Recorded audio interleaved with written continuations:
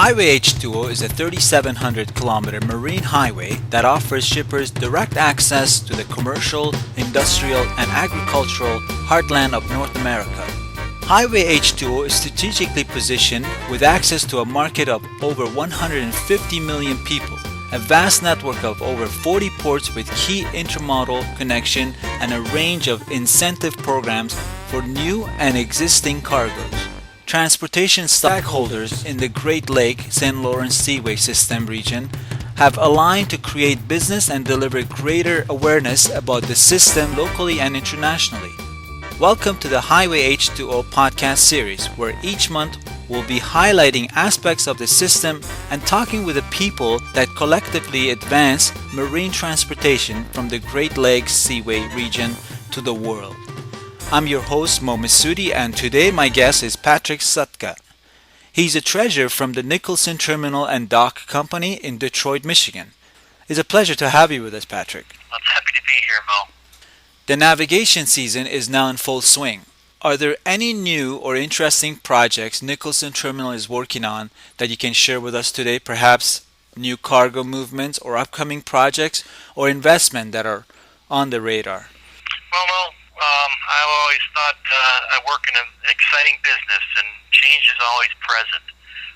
2013 shipping season has been all of that. We've seen some changes, and we're kind of coming out of a recovery, especially in the Detroit market, Detroit region here. You know, we're a area that relies on the automobile industry quite heavily, and the things that the automobile industry uses and consumes, such as steel. We saw this season that the machinery movement was up quite a bit, and that was clearly directed from General Motors and Ford and Chrysler. Many presses and heavy lift cargoes came through our docks this year, which was a very positive thing for us. That's good, complicated moves, and we enjoy handling that sort of material. But always our main cargo, our base cargo that comes through is steel. Steel plates, steel coils, hot rolled and cold rolled, and slabs, and that's up slightly. We didn't see a big movement in volume this year, but we did see a trend going upward, so that's also positive. One of the new areas that's kind of exciting that we saw some significant volume was wind energy. That's relatively new to the port. We've been doing that for about 3, maybe 4 years now, and the volumes there have increased. And it highlights some of the benefits that the Detroit facilities that we operate allow us to do, because this stuff didn't come in by water, it came in by rail. We are a rail and water operating business, and this has allowed us to ride this trend. And Michigan and southwestern Ontario has seen quite a bit of proliferation of wind energy, and we've been able to participate in that. So, in addition to those cargoes, bulk cargo has been steady. We're continuing to make investments in our facilities to facilitate things such as different bulk cargoes, and aluminum entered the market here a number of years ago, and that still is a quite significant cargo. The Detroit metro region has become quite a storage and consumer of aluminum.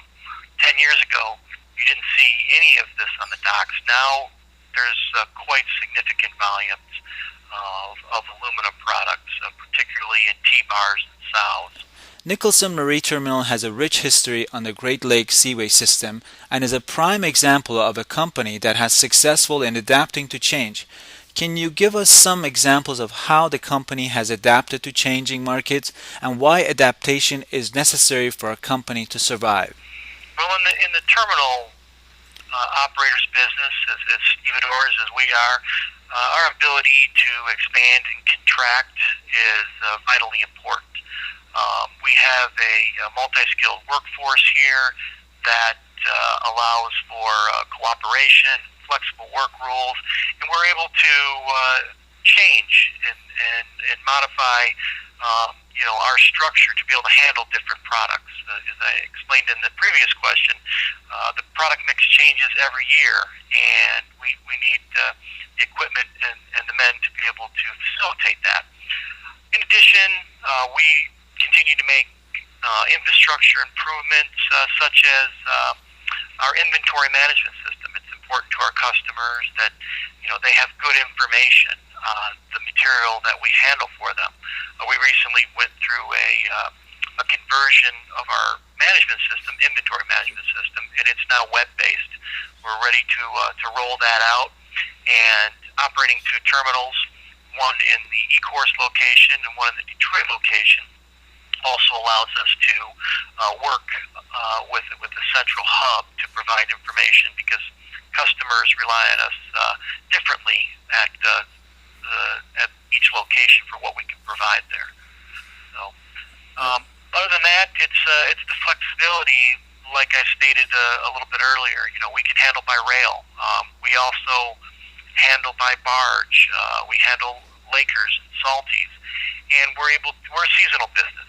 So we need to keep busy and keep our men employed and busy during the winter months, and we involve ourselves in an extensive ship repair projects. We had 2 Lakers that were here for over 3 months during January, February, and March, which allowed for us to service them and supplement and help work off of our main business, which is handling cargo and stevedoring. Adapting to change also happens to be the theme of 2013 Highway H2O conference taking place November 13th and 14th in Toronto, Ontario. As a conference committee member this year and a conference attendee over many years, how do you think the conference topics this year will benefit system stakeholders? Well, it's an honor to be asked to be on that committee, and I've enjoyed working with fellow committee members. One of the pillars of the conference has always been the cargo trends, and I think that topic always leads to additional thought and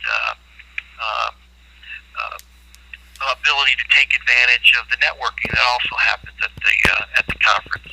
So we can reach out and try to see where things are going, where things have been, and try to be prepared for the changes that will occur. So, in addition to that, I think the committee members have built in a variety of subject matter and speakers that would be interesting and beneficial to any stakeholder in the seaway, whether you're a stevedore, a shipper, or whatever role you play. It allows you to understand one another better and to leverage the networking benefits of the conference to find additional opportunities for business growth and find additional opportunities for business improvement to serve your customers better. Mr. Sutka, thank you for your time today. No, you're very welcome. I'm happy to do this, and I'm excited to attend the conference in November, as I have for many years, and see some old friends and make some new ones while I'm there. That was Patrick Sutka, the treasurer from Nicholson Terminal and Dock Company in Detroit, Michigan. Join us next month as we continue to meet Great Lakes Seaway stakeholders and look towards the 2013 Highway H2O conference. Don't forget to visit us at highwayh2o.com. This podcast has been presented by the St. Lawrence Seaway Management Corporation and Highway H2O in association with Motion Picture Productions. I'm Mo Masudi, and we'll talk next time.